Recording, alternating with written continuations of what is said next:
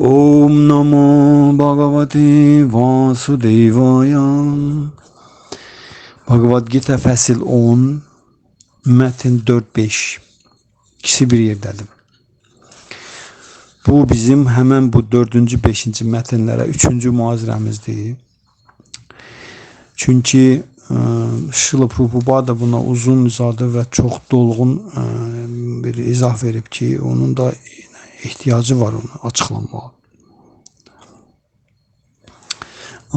Fəslin adı mütləqin əzəməti və Tanrı Şri Krishna öz əzəmətini təsvir edir burada, özünü. Özü kimdir?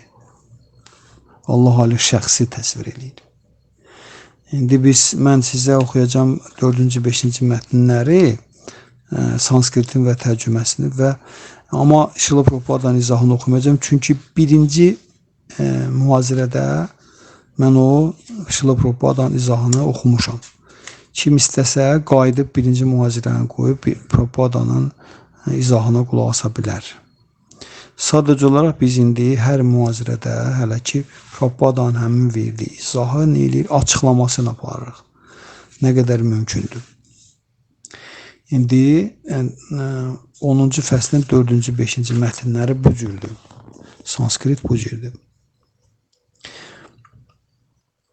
Buddhir gyanama sammoha kshama satyam damaha shamaha sukam dukam bhavo bhavo bhayam cha bhayam evacha ahimsa sammata tushtis tapodanam yasho yashaha bhavanti bhava bhutanam matteva prithag vidhaha.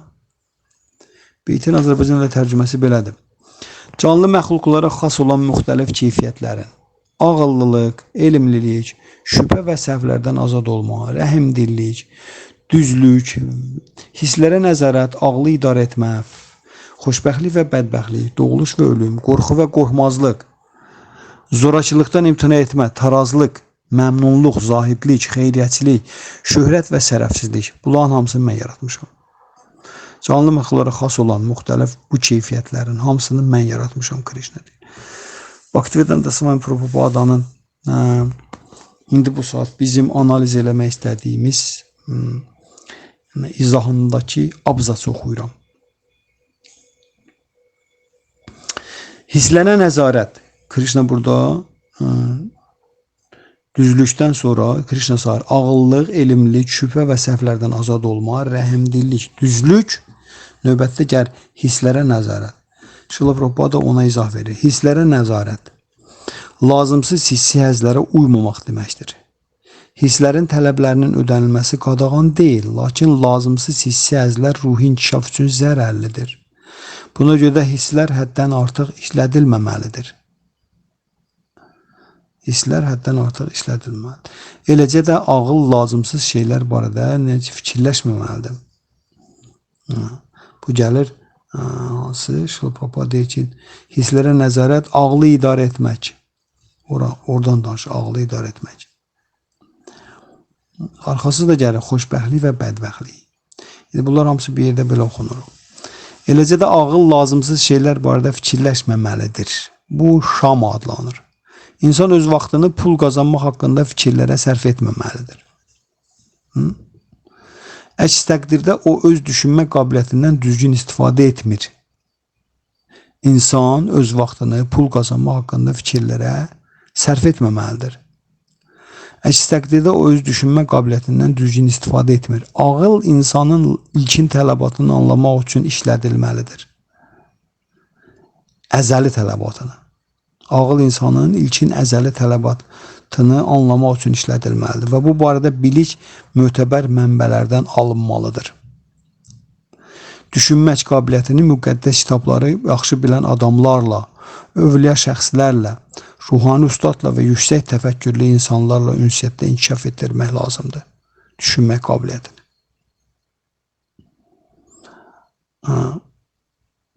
Sukham, yəni həz yaxud xoşbəxtlik. Krishna şunda ruhi biliyə yiyələnmək üçün münasib olan şeylərdən alınmalıdır. Eləcə də ağrı və istiraplara səbəb olan şeylər Krishna şuuru üçün qeyri-münasibdir. Krishna şuurunda ilahi şuurda inkişaf münasib olan bütün şeyləri qəbul edilməli, qeyri-münasib şeylər isə rədd edilməlidir. Bax, bura qədər mən oxudum, indi bunun izaha ehtiyacı var. Burada hisslərə nəzarət deyir, Şrila Prabhupada deyir ki, hisslərə nəzarət lazımsız hissi əzlərə uymamaq deməkdir. Hisslərin tələblərinin ödəlməsi qadağan deyil, lakin lazımsız hissi əzlər ruhi inkişaf üçün zərərlidir. Ona görə də hisslər həddən artıq işlədilməməlidir. Hisslərə nəzarət eləmək özünü bədənlə eyniləşdirən adam üçün qeyri-mümkündür. Özünü fiziki bədənlə, ki bu ət-sümük qansidin nəcib birləşməsindən ibarət olan bədən mənəm, belə insan üçün hisslərə nəzarət eləmək qeyri-mümkündür. Çünki o sözün mənası da yoxdur. Niçin? Ona görə ki, insan həyatının mənası, Bhaktivedanta Swami Prabhupada demişkən, insan həyatının mənası nədir? İnsan həyatının mənası həzz almaqdır. Və özünü cisimlə eyniləşdirən insanın həzz almasının hamısı bədən üzərində köklənibdir. Bədən də həzzi nə ilə alır? Hisslərin vasitəsilə. Düzdür?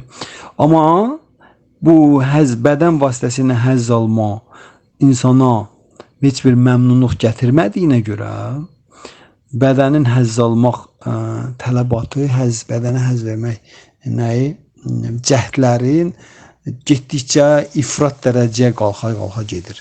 Onun ifrat dərəcəyə getməyi də hisslərin nəzarət altından çıxması deməkdir.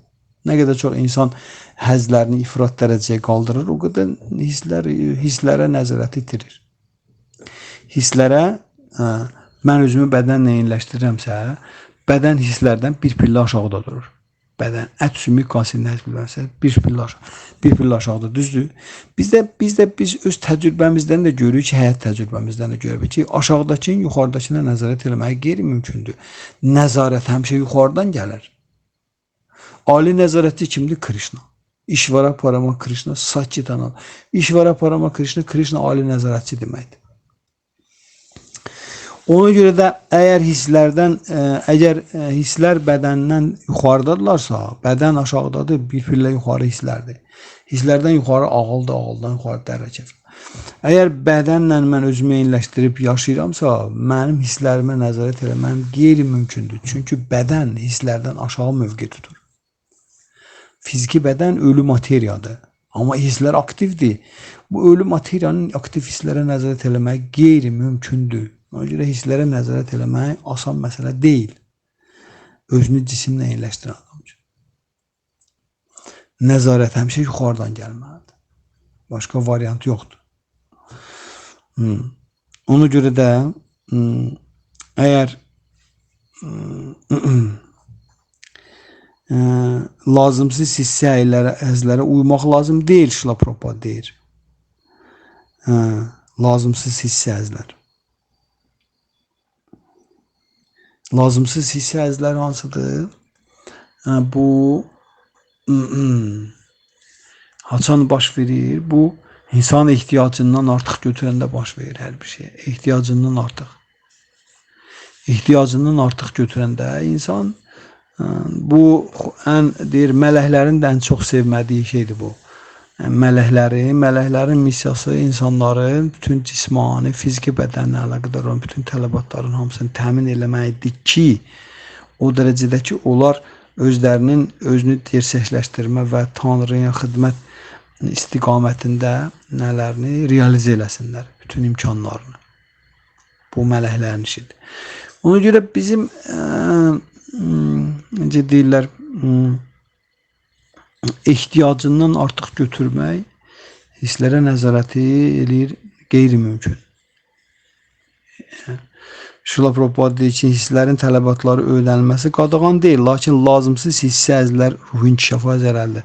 Lazımsız hissi həzz nəçən baş verir, haçan insan ehtiyacından artıq götürür. İnsan öz ehtiyacından artıq götürür.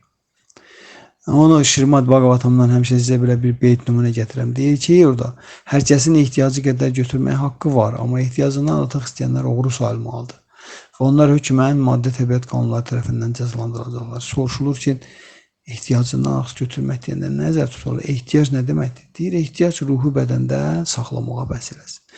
Bax, ruhu bədəndə saxlamağa bəs eləyəndən artıq hissə-həzlərin hamısı burada lazımsız hissə-həz kateqoriyasındadır. Şila Prabhupada bunu demək istəyir ki, deyir ki, lazımsız hissə-həzlərə uymamaq hisslərə nəzarət deməkdir. Lazımsız hissə-həzlərə uymamaq hisslərə nəzarət deməkdir və bu ruhi inkişaf üçün zərərlidir. İndi bizdə fikirləşməlidir ki, lazımsız hissə-həzlər hansılardır? Lazımsız hissə-həzlər hansılar ki, insanın ruhun bədəndə saxlamasına bəs elərdən artıq götürməsi onun lazımsız hissə-həzlərə nəyin gücləndirəcəkdir? Meylini. O görə insan əgər bu dünyada artıq pul qazanıbsa, artıq nəsə eləyirsə, artıq onu, artıq bunu, bunun hamısını nə üçün eləyir? Onun hamısını gəlin hissə-həz üçün, hisslərini həz vermək üçün eləyir də, hissə-həz üçün. Hissə-həz hansı həzdir? Hissə-həz hansı həzdir? Hissə-həz haçan ki, mən özümü cisimlə eyniləşdirib və gözüm, qulağım, ağzım, burnum və s. hiss orqanları vasitəsilə həzz almağa çalışıram. Bunu deyirlər hissə-həz. Yəni mənim həyat mövqeyim bu özüm haqqında cismani təsəvvürlərdir. Ona görə də mən bütün bu cismani təsəvvürlərdə oldu, öz bədənimə həzz verməkdə davam edirəmsə, o məmnun olmadığına görə arta-arta gedəcəkdir. O ifrat dərəcəyə yüksəlir. Bugünkü gündə bizim yaşadığımız cəmiyyətdə bu 99,99% həyata keçməkdədir.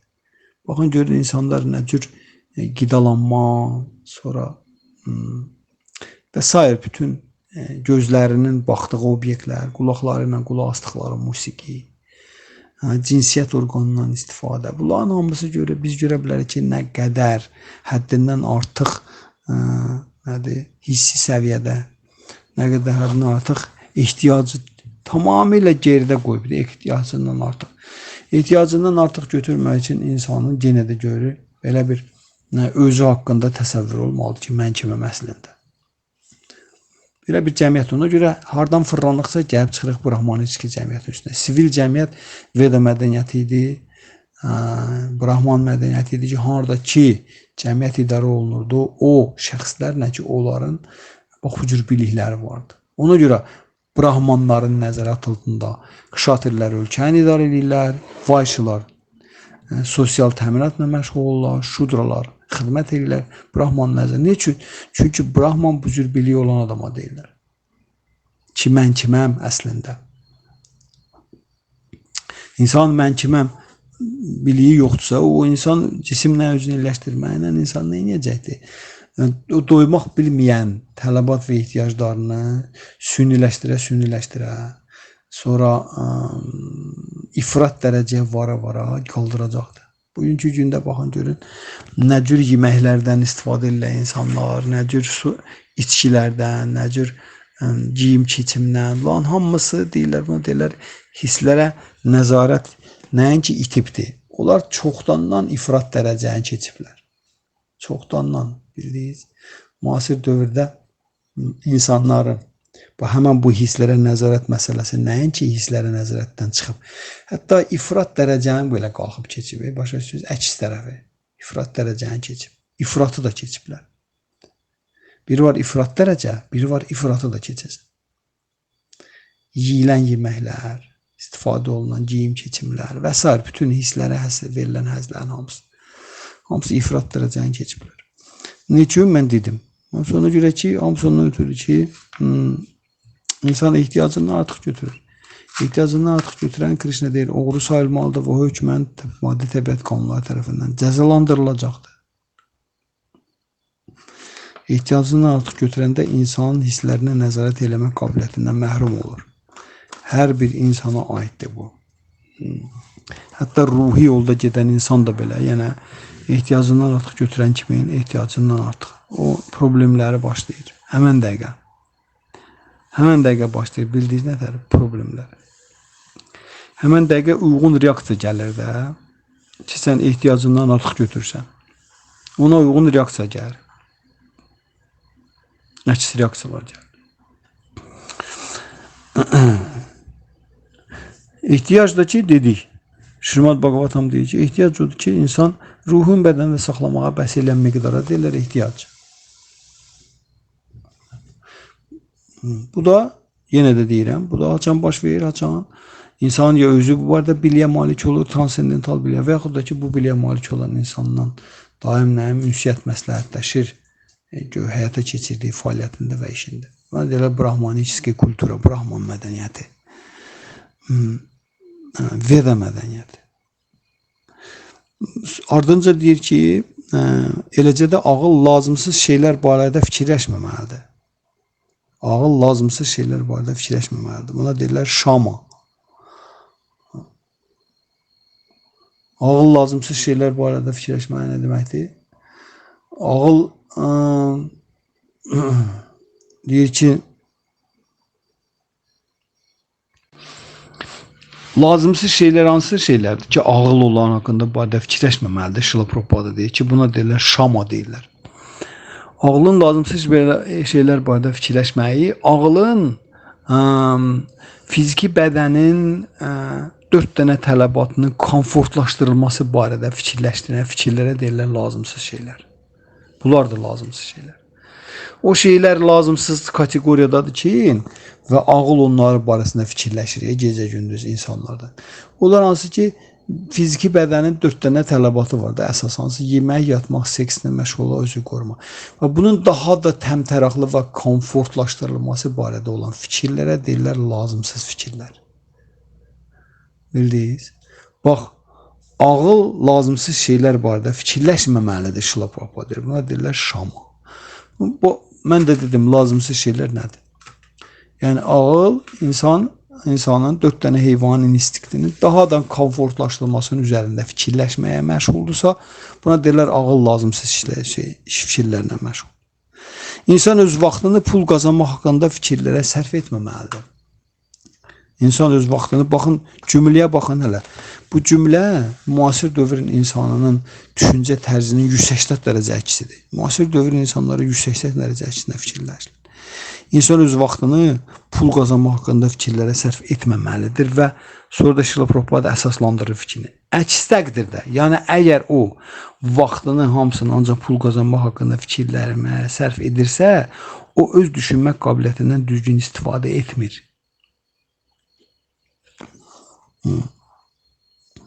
İnsan, ağıl insanın ilkin tələbatını anlamaq üçün işlədilməlidir. İnsanın ilkin tələbatını anlamaq üçün işlədilməlidir. Və bu barədə bilik mötəbər mənbələrdən alınmalıdır. Düşünmə qabiliyyətini müqəddəs kitabları yaxşı bilən adamlarla, övliya şəxslərlə, ruhani ustadlarla və yüksək təfəkkürlü insanlarla ünsiyyətdə inkişaf etdirmək lazımdır. Bu, mənim bayaqdan dediyim brahmaniski kultura, brahman mədəniyyətdə, yəni, müqəddəs kitabları yaxşı bilən kimdir? Brahmanlardır. Övliya şəxslər kimdir? Brahmanlardır. Ruhani ustadlar kimdir? Brahmanlardır. Yüksək təfəkkürlü insanlar, ünsiyyət nədir? Kimlərdir? Brahmanlardır. Bunların hamısı brahmanlardır. Vaişnav brahman, o brahman haqqında həyatın həqiqətlərini öyrənib, gözəl bilən insandır. Müqəddəs vedaları çox gözəl bilir. Bu əsas məsələdir ki, o insanın həyatının bu 4 dənə faktorunu bilir. Brahman əsas odur ki, o 4 dənə faktoru. İnsan həyatının mənası nədir, mahiyyəti nədir, təyinatı nədir, ali məqsədi nədir və insanın ən ümdə borcu nədir? Bunları Brahman bu barədə çox mükəmməl biliyə malik olan şəxsdir. Və burada deyir ki, bu cümlə üstə deyir ki, insan öz vaxtını pul qazanmaq haqqında fikirlərə sərf etməməlidir. İnsan öz vaxtını, məyər müasir dövrdə bunun tamamilə əksi deyil. Müasir dövrdə elə budur da, hamı ancaq pul qazanmaq haqqında fikirləşir. Hamı ancaq pul qazanmaq haqqında fikirləşir. Niçin insan pul qazanmaq haqqında daim fikirləşir? İnsanlar pul qazanmaq haqqında daim ona görə fikirləşir ki, insanın həyatında özünün ruhi can adlı təbiətini, şəxsiyyətini, fərdi şəxsiyyətini məmnun elədirici, onu qidalandıran heç nə yoxdur. Bildiniz? Yoxdur. Ona görə belə insanın hələ ki həzzi ancaq onun fiziki bədənindən gəlir. Və fiziki bədənə bizim artmaqda olan verdiyimiz həzlərin hamısı, onların hamısı tələb edir ki, insan özü onları təmin eləsin. Artan hissi həzlər insanı aldığı həzləri təmin eləmək tələb edir.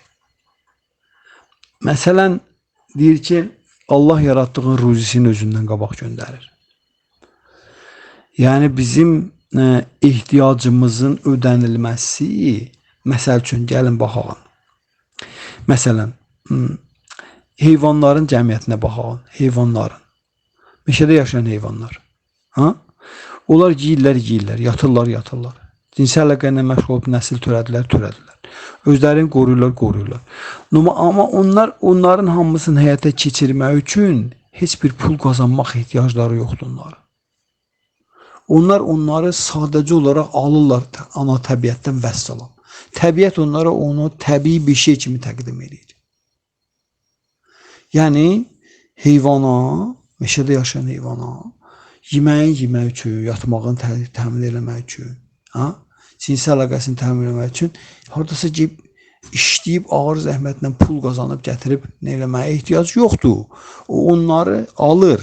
Yəni, Şrila Prabhupada deyir ki, İlkin tələbatların hamısı, onlar hamısı Tanrı tərəfindən maddi enerji, Tanrının maddi enerjisi, Tanrının nəzərət alınır. Onların hamısı uje veribdir, verilir yox, uje veribdir. Ona görə Azərbaycanda deyirlər ki, Allah yaratdığın ruzisini özündən qabaq yaradır. Yəni, bunlar uje verilib. Əgər başqa insandan aşağı səviyyəli canlı varlıqlar bunu alırlarsa, bu demək ki, insan üçün də bu verilib də. Meşədə yaşayan heyvanlar, baxın, havada uçan quşlar, bir də dənizin dibində yaşayan balıqlar. Onlar bəyəm hamısı almırlarmı özlərin bu 4 dənə tələbatların? Ödəmirlərmi? Nə universitet oxurlar, nə akademiya oxurlar, nə bank düzəldirlər, nə pul kəsirlər, nə pul qazanmağın dərdini çəkirlər, başa üstünlər. Onlar bunları sadəcə olaraq alırlar. Vəssalam, onlar uje verilibdir. O deyir ki, Dharmam tu Sakşat Bhagavad Pranitam, Tanrı tərəfindən dini təlim uje verilibdir. Verilmir hər dəfə. Yox, uje verilibdir. Bu bir dəfə verilir. Kainat bir dəfə yaradılırsa, bir dəfə də onun instruksiyası verilir. Vəssalam. Hər dəfə bu kainatda nəsə baş verəndə təzə instruksiya göndərmir ki, Krishna. Yox, bir dəfə verilibdir. Dharmam tu Sakşat Bhagavad Pranitam, Allah Ali şəxsi vermişdir bu dini təlim, uje veribdir. İnsanın da təzə dini təlim yaratmağına ehtiyac yoxdur. Eləcə də insanın əslində bizim yemək, yatmaq, seks, bir də özü qorumaq tələbatlarımızın uje ödənilib, bunlar, uje ödənilibdir. Başa düşdünüz? Bunu dərk eləmək tələb olunur. Amma necə olur ki, insan yeməyi, yatmağı, seksi, özünü qorumaq üçün əlavə gedib ağır zəhmətlərə qatlaşıb pul qazanmalıdır? Bu necə olur? Bu o vaxt olur ki, insan deyir ki, özünün həyatının təyinatına uyğun yaşamır. Təyinatına uyğun yaşamır. İnsan həyatının təyinatına uyğun. O insan həyatının mahiyyəti barədə, mənası barədə biliyə malik deyil. Və təyinatı istiqamətində yaşamır. Və hər şeyi ali məqsədinə yetişmək üçün istifadə eləmir. Bildiniz, belə olanda insanın artmaqda olan hissi həzləri artmaqda olan, dayanmadan, ifrat dərəcə insandan tələb edir ki, o özü onları təmin eləsin. Allahın verdiyi yox, o özü onları təmin eləsin. Baxın, belə bir nümunədə deyəcəm sizə. Düz nümunə kobud olsa da, amma ki, mənanı başa düşməyə bəs edir. Məsəl üçün, təbiətdə 2 cür canlı var. Biri ət yeyənlərdir, biri ot yeyənlərdir. Düzdür? Baxın, görün, hansı öz qidasını heç bir zəhmətsiz əldə edə bilir. Məsəl üçün, ot yeyən heyvanlara baxın. Onlar, ot hər yerdə bitibdir də. Hər yerdə bitir ot. Ağacların yarpaqları, yerdə otdur. Heç bir zorakılıq işlətmədən, qaçmadan, qaçdı tutdu oynamadan gedir sadəcə nə başını salar aşağına otunu yeyir də. Heç bir zəhmətsiz zadsız. Amma baxın ət yeyən heyvanlara baxın görün. Onlar o öz yeməyinin nə qədər böyük bir şeylə qaçmalıdır, tutmalıdır. Sonra o əzməlidir. Hərdən internetə qoyurlar belə şeylər ki, ət yeyən heyvan nətəri zorakılıq işlədir. Başqa bir canlının üstündə həyatından məhrum eləyir onu. Onun dalıca qaçır, tutur onu. Sonra onu, baxın şirlər, pələnglər öz ovlarını nətər ovluyurlar. Nətər onları böyük bir əziyyətlə qaçmalıdır, tutmalıdır, zorakılıq işlətməlidir, onu öldürməlidir, qanın tökməlidir, səmizlə belə nə bilim. Ondan sonra o üfunətli bir hala gələndən sonra onu qidalanmalıdır, ondan yeməlidir onun qanını. Bax görürsünüz, həyatda, insan həyatında da belədir. İnsan həyatında da insan ət yeyən insanla, ət yeyən təbiətli insanın şeyi çox çətinliklə başa gəlir. Amma insan olanda vegetarian yeməklərlə məşğul keçsə, yeməyini ehtiyacı, bədənin ehtiyacı səviyyəsinə salanda o görəcək ki, onun həyatında bu şeylər öz-özünə gəlirlər. Öz-özünə gələcəklər. Çox asan bir yolla gələcəklər. O deyir, Sokratın bir dostu vardı, Sokrat. Sokratı tanırsınız da, Şila Prabhupada deyir ki, o yeganə, Avropanın yeganə şəxsiyyəti idi ki, özünü dərk eləmişdi. Yeganə filosof idi. Özü öz səyləri ilə özünü dərk eləmişdi. Bədəndən fərqli can oldu onu. Sokratın bir dostu vardı. Deyir ki, günlərin bir günü şah bunları sarayına dəvət edəndə Sokratın dostu gedir, amma Sokrat getmir. O ki, bunlar saray filosofu olsunlar da. Sokratın dostu gedir, amma Sokrat getmir. Və günlərin bir günü Sokrat yolun qırağından yemlik yığıb yeyirmiş. Yemlik birisindən də otdur da belə. İnsan yiyə bilər onu. Yığırmış ki, yesin. Bunun da dostu şahın yanında yaşayır, saray fəlsəfi filosofudur. Ona görə bu belə xüsusi bir arabada gedirdi belə. Şahın yanında yaşayır, xırda adam deyil də. Və o yolu keçəndə o xüsusi belə bir şahın xüsusi bir kolesnitsası deyirlər, arabası ilə. O görür ki, Sokrat yemlik yığır, ot yığır. Baxır Sokrata, dostu da axır, deyir ki, Sokrata deyir ki, sən indi gəlib şaha xidmət eləsəydin, indi o tərəfi yiyəndə öldün bax orada. Sokrat da buna baxır aşağıdan yuxarı, deyir ki, aya, sən gəlib mənim kimi burada o tərəfi yesəydin, gəlib şaha xidmət eləməzdin. Şahın nəyə xidmətçisi olmazdı. İndi beləcə də insan o Musa Peyğəmbər Yahudiləri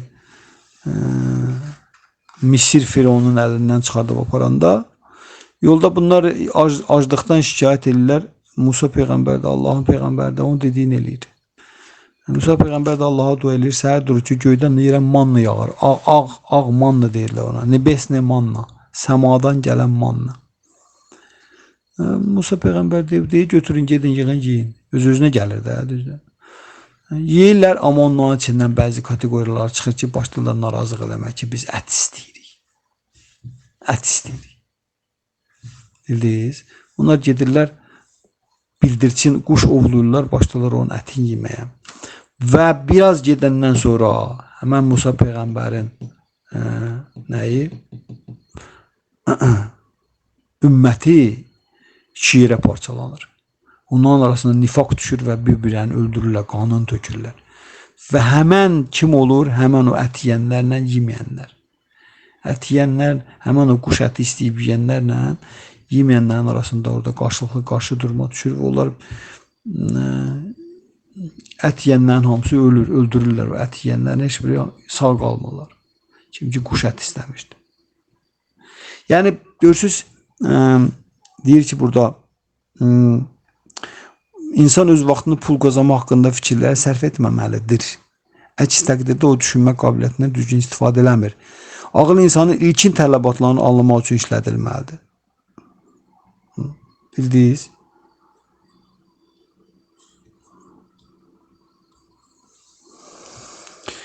Bu belə bilikdən mötəbər mənbələrdən alınmalıdır. Düşünmə qabiliyyətini müqəddəs kitabları yaxşı bilən adamlarla, övliya şəxslərlə, ruhani ustadlar və yüksək təfəkkürlü insanlarla ünsiyyətdə inkişaf etdirmək lazımdır. Şila Prabhupada deyir, lazımdır. Düşünmə qabiliyyət. İndi ona görə insan haçan özünün vaxtını pul qazanmaq haqqında fikirlərə sərf eləyir. Haçan? O vaxt ki, belə insan həyatında necə deyirlər, ihtiyacından artıq götürmək var. İhtiyacından artıq götürməyin səbəbi nədir? Bu demək ki, insan həyatında bax, burada Şila Prabhupadanın dediyi bilik yoxdur. Müqəddəs şəxsiyyətlərlə ünsiyyət. İnsan həyatının mənası, mahiyyəti, təyinatı, ali məqsədi barədə bilik yoxdur. Ki o əslində özünün məmnunluğun və xoşbəxtliyin, rifahın, real rifahın ünvanını düzgün tapa bilsin. O ünvanı düzgün tapa bilməyən də insan nə olur? Başı daşdan daşa dəyir də. Əgər biz düzgün tapmaraqsa ünvanı, istənilən bir şey, düzdür. Müqəddəs kitabın, müqəddəs şəxsiyyətin məqsədi nədir? Bizə həyatda axtardığımızın düzgün ünvanını göstərməkdir. Düzgün ünvanını, bax oradadır. Yəni bizim real rifahımızı. Onda insan real rifahını biləndə, real rifahın barədə bilikdən çıxış edərək, illüzor rifahı üçün minimumdan kifayətlənir. Minimum. Ən azı ilə. Ehtiyacı qədər buna deyilir. Ona görə də insanın öz vaxtını pul qazanmağa sərf eləmir. Pul qazanmaq haqqında fikirlərə. İnsan öz vaxtını sərf edir həyatının fundamental problemlərini həll eləməyə. Ağlını, düşüncəsini. Həyatının fundamental problemləri doğuluş, xəstəlik, qocalıq, ölümdür. Mən hökmən öləcəm, qocalacam. Xəstələnəcəm, qocalacam, öləcəm hökmən. Və mən bundan sonra nə olacaq məndən? Yəni biz insan əgər bu barədə düşüncələrə dala bilmirsə, yaxud da ki, bu düşüncələr ona maraqlı deyilsə, bu nəyin əlaməti? Bu deməkdir ki, belə insan həddindən artıq cəhalət qunasının təsir altındadır. Cəhalətin təsir altındadır. Həddindən artıq.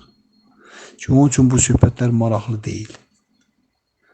Onun üçün bu söhbətlərin mənası yoxdur, real deyil. O da cəhalətin təsir altındadır. Ona görə də insanın düşünmə qabiliyyəti, müqəddəs kitabları yaxşı bilən adamlarla ünsiyyətdə inkişaf edir.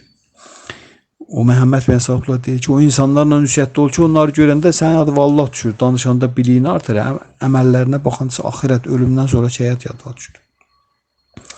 Bax, həmən şeydir, bax, deyir ki, bu da ünsiyyət, ruhani ustadla, yüksək təfəkkürlü insanlarla, müqəddəs kitabları yaxşı bilən insanlarla olmalıdır ki, belə ünsiyyət insana nə versin? Belə ünsiyyət insana cəhalətin əlindən ala bilsin. Cəhalətin əlindən alsın.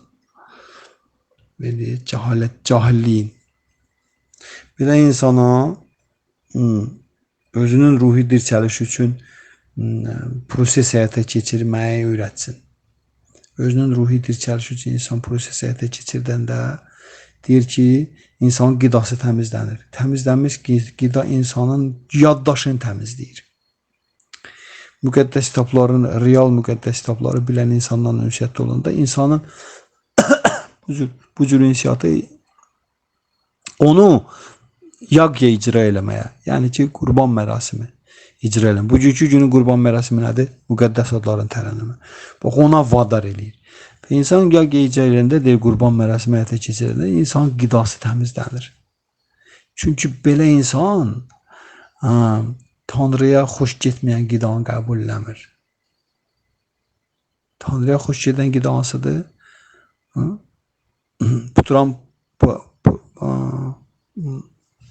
Patram paşpam palam toyam. Deyir ki, getiran qidaları mənə təklif edən insan məhəbbət, sədaqətlə mən qəbul edirəm. Bu da Tanrıya xoş gedən qida. Və onu yeyəndə insan deyir ki, beyni, düşüncəsi təmizlənir, onun düşünmə qabiliyyəti güclənir və o, bundan sonra mütləq həqiqət barədə sual vermək iqtidarına gəlir. Bildiniz? İnsan həyatının ali məqsədi bu arada sual vermə iqtidarına gəlir. Bu belədir. İnsan deyir öz vaxtını pul qazanmaq haqqında fikirlərə sərf edirsə, o özünün düşünmə qabiliyyətindən düzgün istifadə eləmir. Şrila Prabhupada deyir. Özünün düşünmə qabiliyyətindən düzgün istifadə eləmir.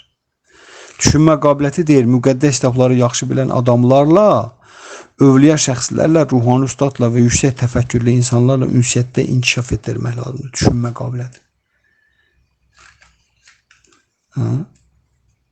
Çünki belə insanlarla ünsiyyətdə olanda insan ne üçün düşünmə qabiliyyəti inkişaf eləyir? Ne üçün insan düşünmə qabiliyyəti inkişaf eləyir? Müqəddəs kitabları yaxşı bilən adamlarla, övliya şəxslərlə, ruhani ustadla, yüksək təfəkkürlü insanlarla ünsiyyətdə inkişaf edir. İnsanın düşünmə qabiliyyəti. Ne üçün inkişaf eləyir? Bilsiz ne üçün? Ona görə ki, deyirlər, ruh ağlın dəbindədir. Ruhi can ağlın dibindədir. O görə də insan nə qədər dərin düşünməyi bacarsa, o qədər öz ruhi can adlı şəxsiyyətinə yaxınlaşır. Çünki ruh ağlın dibindədir. Və ruhani insanlarla ünsiyyətdə olmaq insanın ağlını dərinliyinə getməyə vadar edir ki, o da onu ruhi cana yaxınlaşdırır. Bax, bu insanın düşünmə qabiliyyətini inkişaf elətdirir. Düşünmə qabiliyyəti inkişaf eləmək nə deməkdir? O nə qədər çox ruhi və ilahi məsələlərin üzərində düşünə bilirsə, dərk başa düşə bilirsə, o qədər insan düşünmə qabiliyyəti inkişaf eləyibdir. Bu da bu cür baş verir. Sukham. Sukham xoşbəxtlik və həzz deməkdir. Və Şrila Prabhupada burada deyir ki, xoşbəxtlik və həzz sukham. Sukham xoşbəxtlik, dukham istirab demək. Dukham. Yəni sukham, yəni həzz və xoşbəxtlik Krishna şuurunda və yaxud ilahi şuurda ruhi biliyə yiyələnmək üçün münasib olan şeylərdən alınmalıdır. Eləcə də ağrı və istirablara səbəb olan şeylər Krishna şuuru üçün qeyri-münasibdir.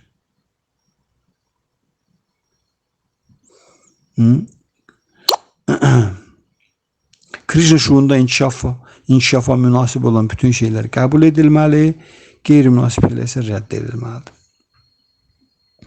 Sukham, yəni həzz yaxud xoşbəxtlik Krishna şuurunda ruhi biliyə yiyələnmək üçün münasib olan şeylərdən alınmalıdır.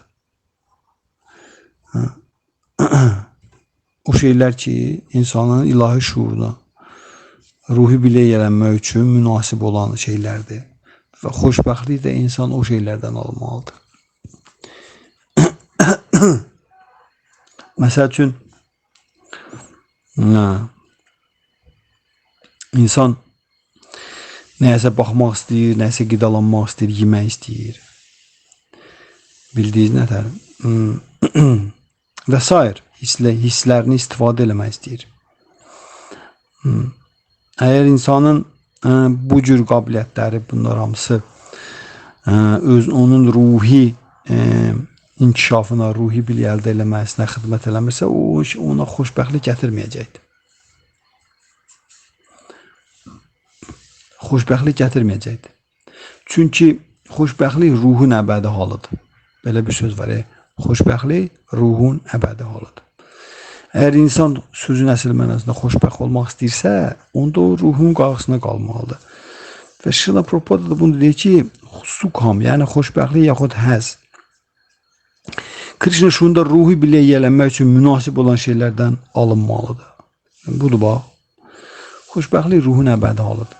Ona görə insan sözün əsl mənada xoşbəxt olmaq istəsə, deyir, ruhu qarşısına qal. Onda ruhi can adlı şəxsiyyəti qarşısına qal. Və insanın bu cür ruhi barədə, özünün ruhi şəxsiyyəti barədə, Tanrı barədə biliyin artmasına təkan verən, xidmət edən şeylərdən nə eləməyi, istifadə eləməyi insanda sözün əsmərəsində xoşbəxtlik gətirir. Niyə? Çünki ruh qidalananda insan özünü xoşbəxt hiss edir də. Çünki xoşbəxtlik ruhun əbədi halıdır. Xoşbəxtlik ruhun əbədi halıdır. Bundan yuxarı Tanrıya xoş getməkdir. Tanrı xoşbəxt olanda insan ruhi can adlı şəxsiyyət avtomatik xoşbəxt olur. İndi Şila Prabhupada hələ başlayır ruhi bilikdən ruhun mövqeyindən danışır. Hələ Krishna'nın mövqeyindən danışmır. Amma Krishna şuurunda bu hərəkət eləmək, onsuz da bunu Krishna təklif eləmək deməkdir. Əgər mən yeməyim nuşican olmağını istəyirəmsə, mən o yeməyi gərək Krishna'ya təklif eləyim, o ruhiləşsin ki, mən onu yeyirəm, olacaq nuşican, getdi çatdı cana. Yəni mən qidanı ruhiləşdirdim. Qidanı ruhiləşdirdim. Və o getdi, necə oldu Tanrı'nın razı salmağını? Tanrı'ya buyurdum da, birinci o qidanı. Tanrı razı saldım, Tanrı həzz aldı ondan. Ondan sonra belə qida yeyiləndə olur nuşican və insan ruhi can adlı şəxsiyyətinə həzz verir. Və o sukam deyir.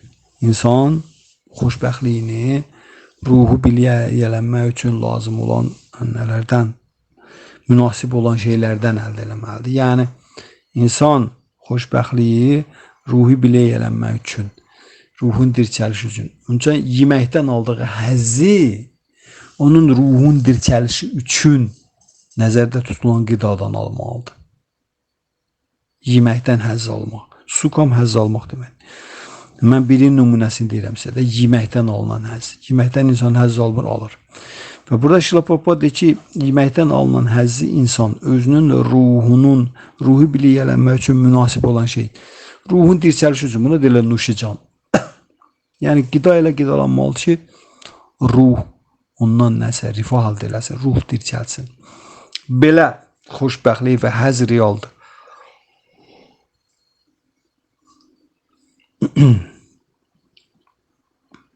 Və deyir ki, bu insanda Krishna şuurun inkişafına təkan verir və Krishna şuurun inkişafına münasib olan şeylər qəbul edilməlidir, qeyri-münasib olan şeylər hamısı rədd edilməlidir. Şila Prabhupada bu abzası bundan bitirir. Ona görə xoşbəxtlik, həzz insanın ruhunun dirçəlişinə xidmət eləyən məsələlərdən lazım olan, münasib olan şeylərdən əldə olunmalı. Amma onun ruhun dirçəlişinə xidmət eləmirsə, ancaq cismanidirsə, bu vaxtı insanın aldığı həzz onun doymaq bilməyən fiziki bədəninin, artan tələbat və ehtiyaclarının negativ təzahürü kimi özünün negativ keyfiyyətlərinə verdiyi həzz olur. Belə həzz, sukam, bu cür sukam. Əgər insan ruhi dirçəlişi üçün eləmirsə, onda o fiziki bədənlə eyləşir, fiziki bədən üçün eləsə, onun doymaq bilməyən tələbat və ehtiyacları, çünki bədən doymaq bilməyən aparatdır. Onda doymaq bilməməyin şey onda olur ki, insan daxilinə çoxlu miqdarda negativ keyfiyyətlər toplayır və sonra o onları xoşbəxt eləmək üçün başlayır çəlinə eləməyə. Şəhvətini xoşbəxt eləməyə çalışır, qəzəbini xoşbəxt eləməyə çalışır, tamahını xoşbəxt eləməyə çalışır. Sonra acgözlüyünü xoşbəxt eləməyə çalışır, paxıllığını xoşbəxt eləməyə çalışır. Bildiniz nətəri? Və Şila Prabhupada burada bunu demir. Şibodda için həzz yaxud xoşbəxtlik Krishna şuurunda ruhi biliyə yələnmək üçün münasib olan şeylərdən alınmalıdır.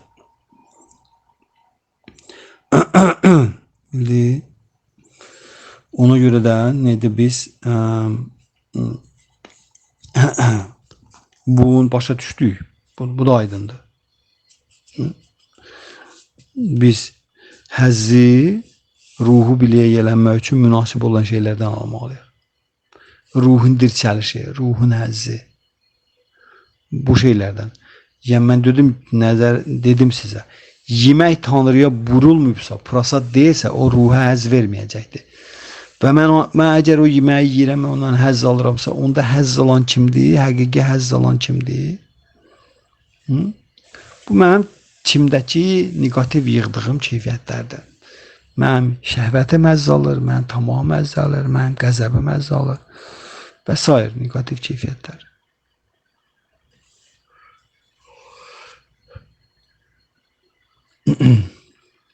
Şila Prabhupada bunu deyir ki, həzz bu cür olmalıdır. Sonra bhava yəni doğulma bədənə aiddir. Bhava, doğulmaq bədənə aiddir. Can isə, ruhi can isə Bhagavad Gita'nın əvvəlində izah edildiyi kimi nə doğulur, nə də ölür. Doğuluş və ölümə maddi dünyada təcəssüm etmiş varlığın bədənə məruz qalır ancaq. Bizim ancaq bədənimiz doğuluş, ölümə məruzdur. Ruhi can heç vaxt nə doğulmur, nə də ölmür. Qorxu gələcək barədə narahatlıqdan doğur. Krishna şuurunda olan insan heç vaxt qorxu hissi keçirmir. Çünki göstərdiyi fəaliyyət sayəsində o şübhəsiz geriyə, ruhi səmaya və öz mənzilinə, uca Tanrının yanına qayıdacaqdır. Çünki qorxu hissi keçirmir fədai. Bhava doğulma bədənə, bhava yəni doğulmaq bədənə aiddir. Can isə heç vaxt nə doğulmur, nə də ölmür.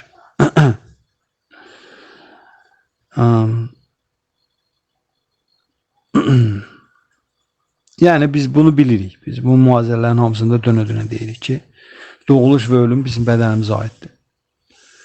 Doğuluş, xəstəlik, qocalıq, ölüm. 4-ü yemək, yatmaq, seks, bir də qorxu hissi. Bu da 4-ü, 8 dənə. Bunlar ancaq bizim fiziki bədənimizə aiddir.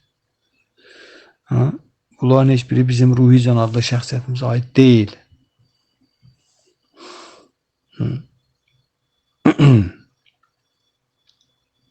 Qorxu hissi gələcək barədə narahatlıqdan doğur. Gələcək barədə narahatlıqdan doğur. İşsizlik qorxusu, xəstəlik, qocalıq qorxusu, ən axırda da ölüm qorxusu. Bu mənada qorxu deyir ki, burada gələcək barədə narahatlıqlardan doğur. Bunun da səbəbi nə olur? Bunun da səbəbi inamsızlıq olur. Ona görə Şila Prabhupada burada növbəti cümləsində deyir ki, Krishna şuurunda olan insan heç vaxt qorxu keçirmir. Çünki göstərdiyi fəaliyyət sayəsində, yəni sədaqətli xidmətlə məşğuldur Krishna. O şübhəsiz geriyə, ruhi səmaya, öz mənzilinə, Tanrı yanına qayıdacaqdır.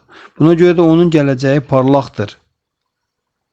Başqaları isə gələcəkdə gələn həyatda onları nə gözlədiyini bilmirlər. Buna görə onlar daim narahatlıq içindədirlər. Əgər biz narahatlıqdan azad olmaq istəyiriksə, Krishnanı anlamalı və Krishna şuurunda olmalıyıq. Beləliklə biz bütün qorxulardan azad ola bilərik.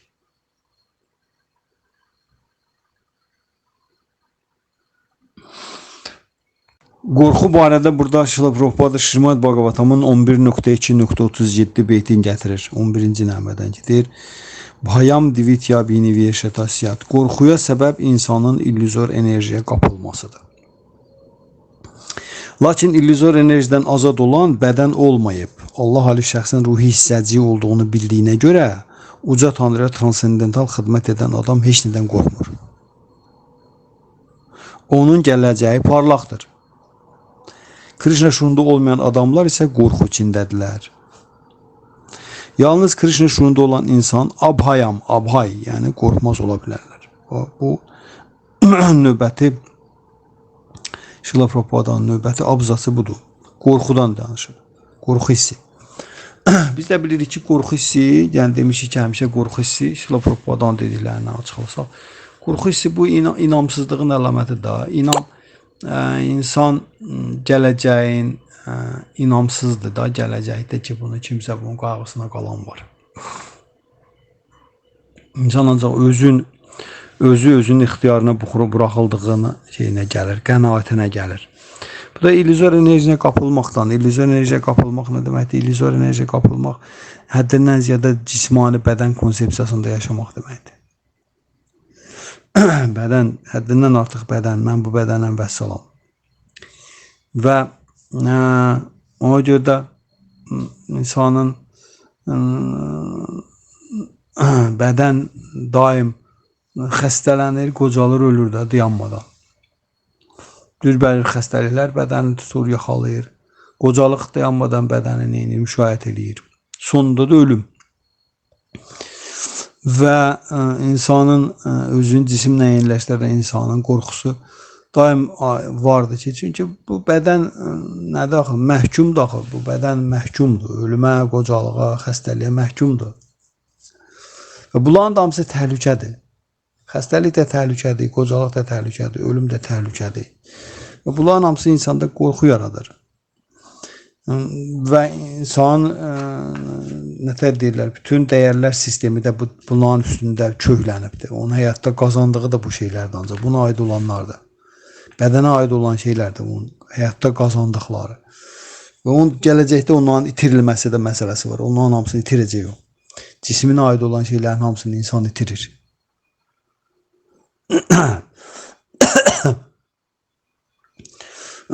Üstə gəl, şuur altı deyilən bir şey də var. Şuur altında istər istəməz insanda duymaq qabiliyyəti var, hardasan.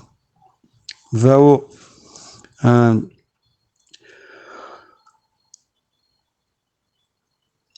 insanı ölüm və ölümdən sonra nə gözlədiyini də bilmir.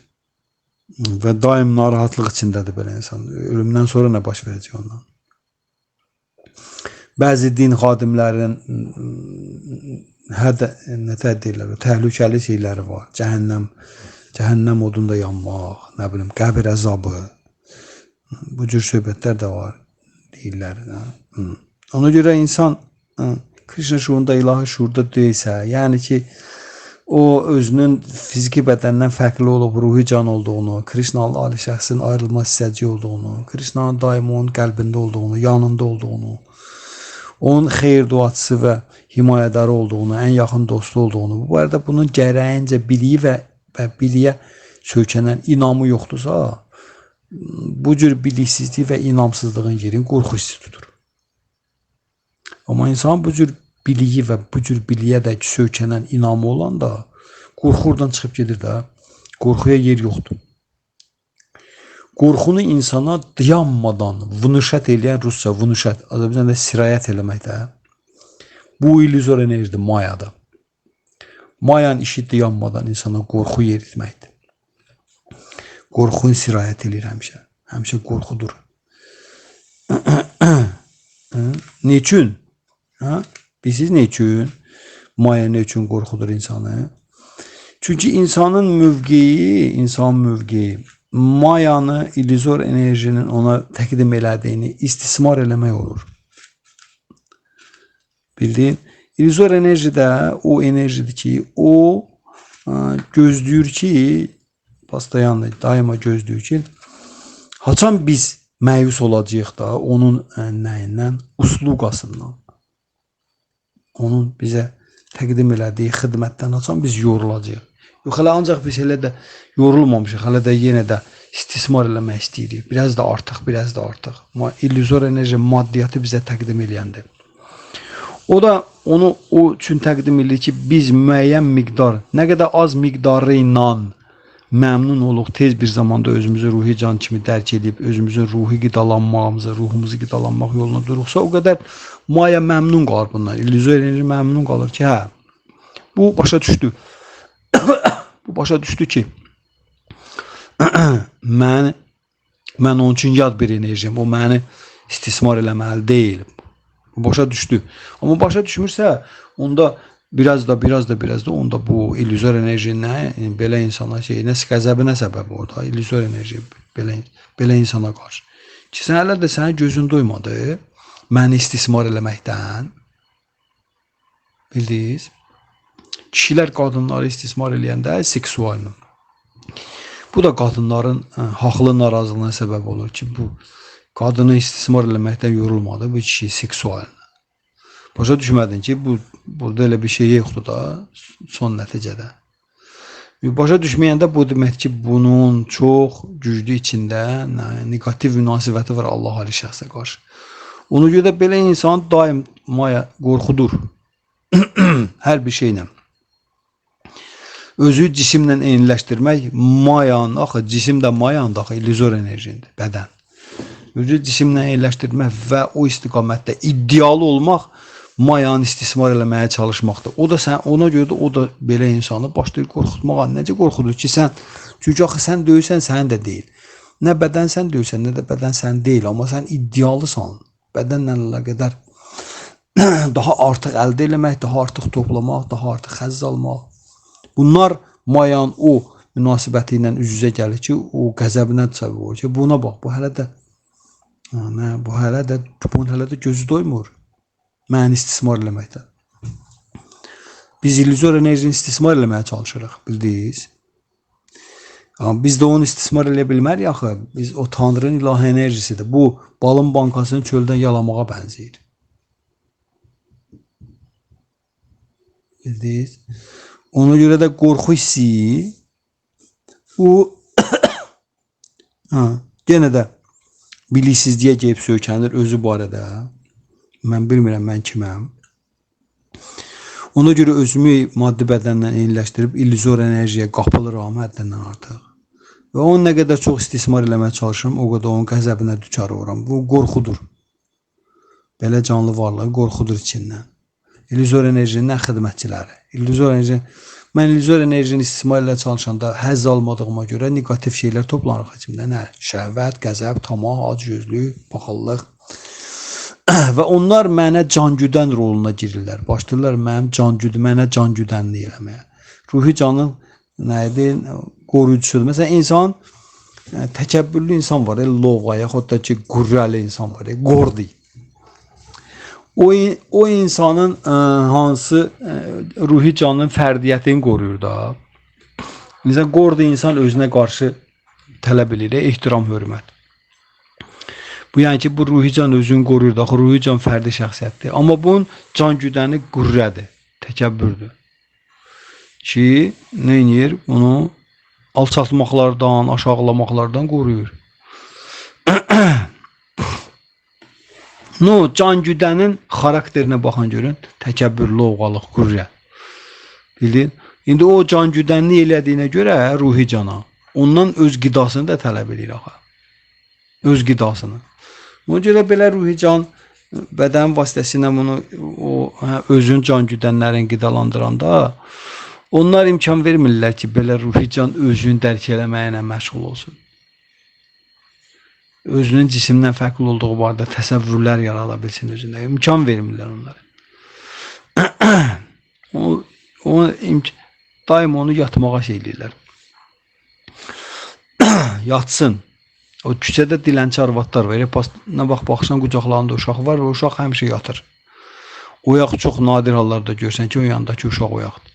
Ki, uşağı yatızdırırlar ki, sən bizə mane olma, amma sənin mənim qucağımda olmağın başqalarına nə edir? Biraz o yazığı gəlmə hissini oyadır ki, mənə pul versinlər. Yəni, bunu uşağı yatızdırıb ondan istifadə edir ki, cəmaat buna pul versin. Amma uşağın özünü durğuzmağa imkan vermir ki, uşaq buna mane olacaqdır. Oyansa mane olacaq. İmkan verməyəcək ki, bu pul yıxsın.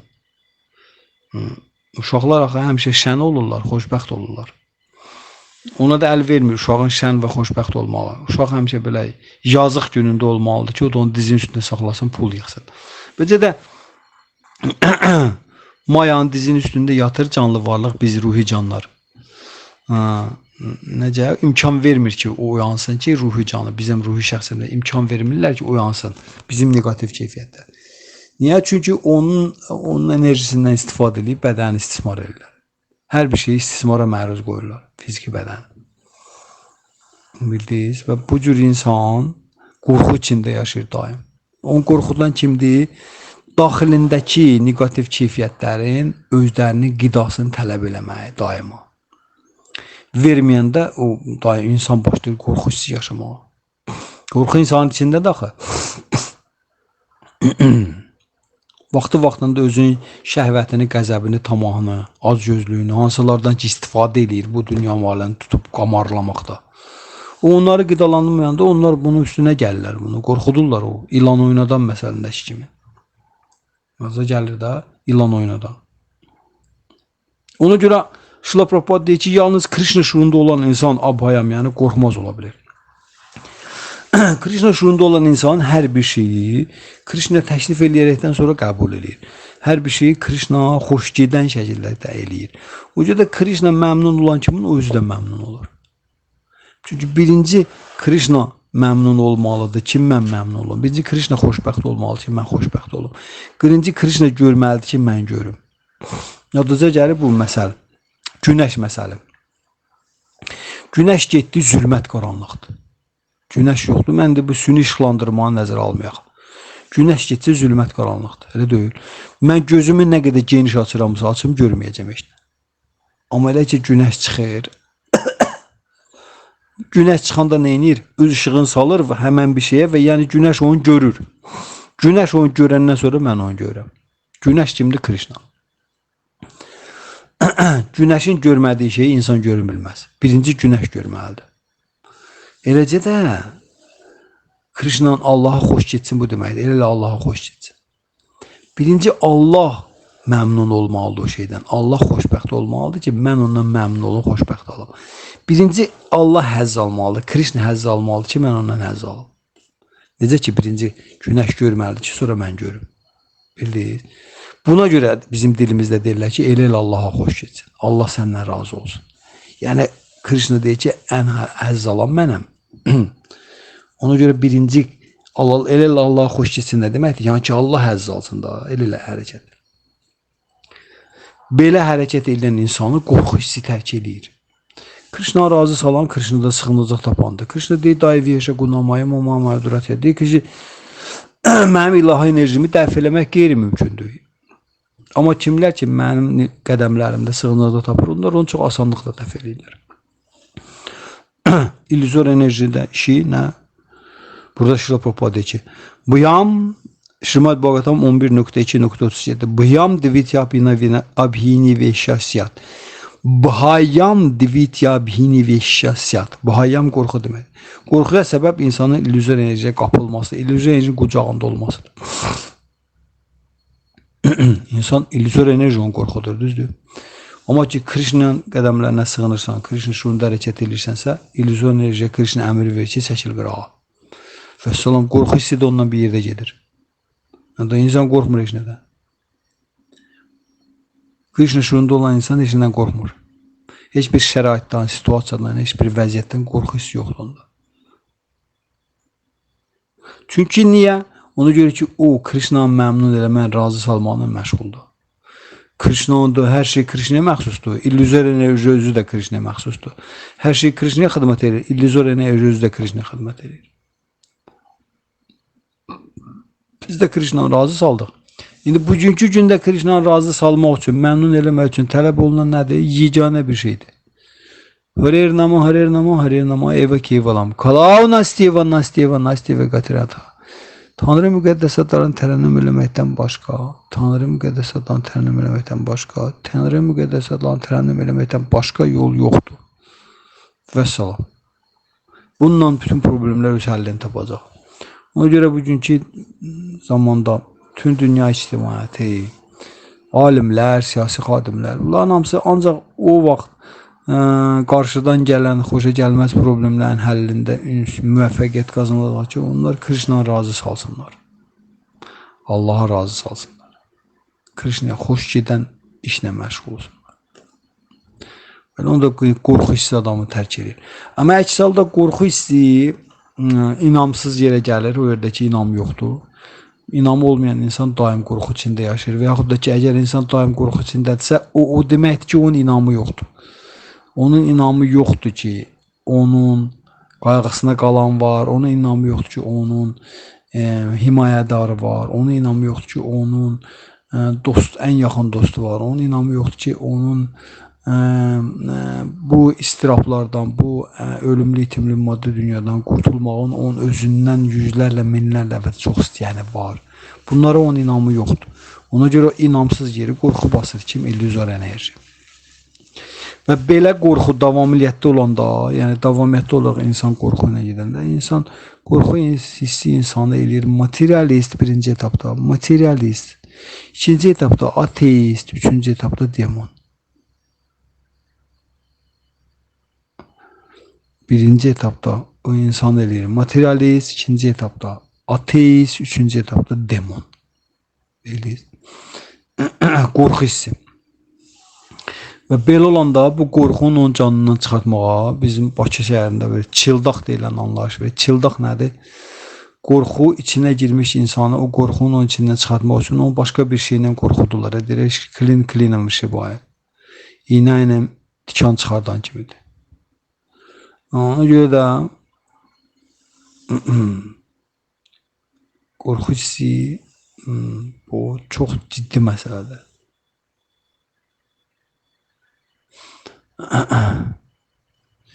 Mən istəyirəm burada dayanım. Bu mühazirəndə 1 saatdır söhbət edirəm. Biz Şila Prabhupa'nın verdiyi izahın düz ortasına gəlib çıxdıq. Demək olar ki,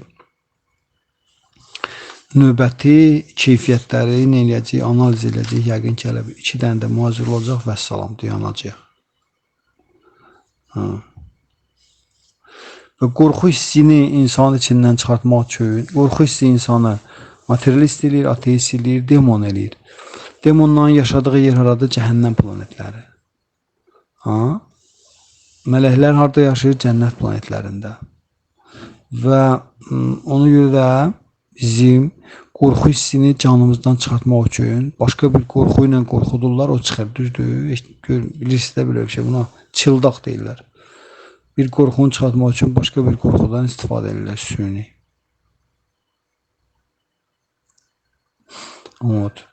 Ona görə kainatda cəhənnəm planetləri var. Cəhənnəm planetləri bizim bu yer kürəsində yaşayanda qorxu hissi ilə, daim qorxu hissi ilə yaşayıb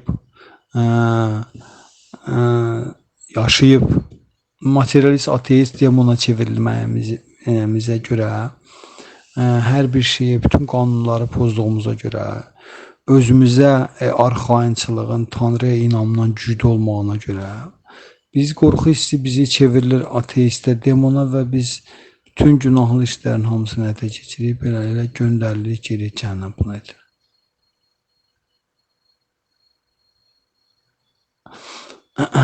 Ona görə qorxu hissinin insan canından çıxmış ki, cəhənnəm planetlərinə göndərirlər. Cəhənnəm planetlərində insində qorxunu nətər çıxardırlar? Onu qorxudurlar, amma o incə bədəndədir. Amma onu kobud bədəndə olan kimi qorxudurlar və o qorxunu yaşayır bütün nəyinə.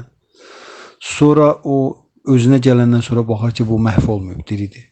Bu biz nəyə oxşuyur? Məsəl üçün. İnsan qabağına bir dənə şəffaf şüşə qoyum sizin qabağınıza, istənilən bir insan qabağına şəffaf şüşə qoyum. Şəffaf tamamilə. Sonra götürün bir vedrə suyu bərkdən çırpım sizin üstünüzə. Hansı ki, qarşısında şəffaf şüşə durub. İstənilən halda o insan qorxacaq da belə, necə atlanacaq kənara. Amma sonra üst başına baxacaq ki, onun üst başı qurudur. Demə, bununla o su atağın arasında şəffaf bir dənə nə var, mühit var, şüşə var. İkinci dəfə artanda da qorxacaq. Özündən solmayaraq. Üçüncü dəfə atanda biraz qorxacaq. Ondan sonra nə qədər atsa, onun qorxu hissi onun canından çıxacaq. Daha qorxmayacaq. Başa düşəcək ki, bu su mənə dəymir.